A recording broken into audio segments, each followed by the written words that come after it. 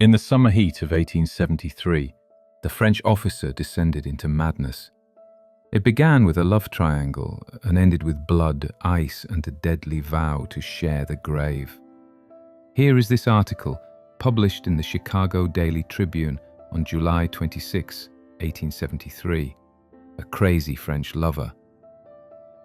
Paris correspondence of the New York World. The hot weather has, I dare say, something to do with the number of unusual crimes which now frequently occur. Here is the latest. A lieutenant of the 91st Regiment of Infantry was intimate with a woman named Maréchal. He was supplanted by a brother officer, Lieutenant Marcheseau.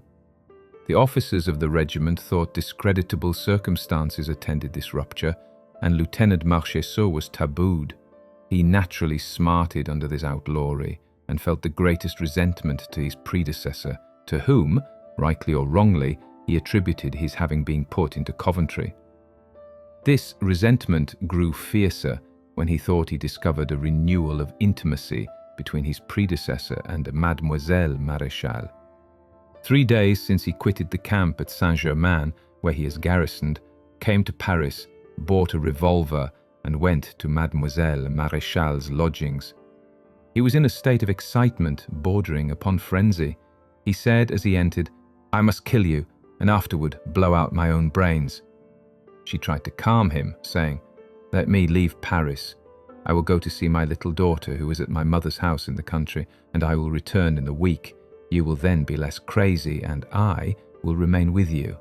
He replied, "Send off your servant to buy something. I must talk with you alone." She gave the servant some commission.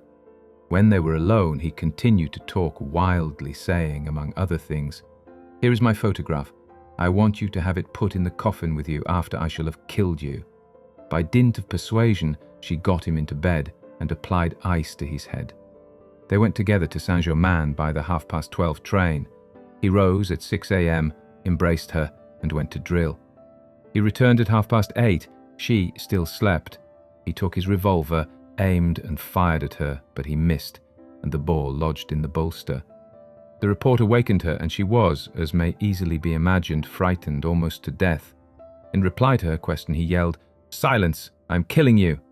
She held up her arm to protect her head, and partially succeeded, for 2 balls did penetrate the fleshy part of her arm before they flattened themselves against her jawbone, without, however, breaking it. She swooned, partly from loss of blood, partly from terror. Marcheseau, thinking her dead, directed his revolver to his ear, fired twice, and fell a corpse. Thanks for watching. Subscribe for more forgotten headlines from history. And if you come across an old article worth sharing, drop it in the comments.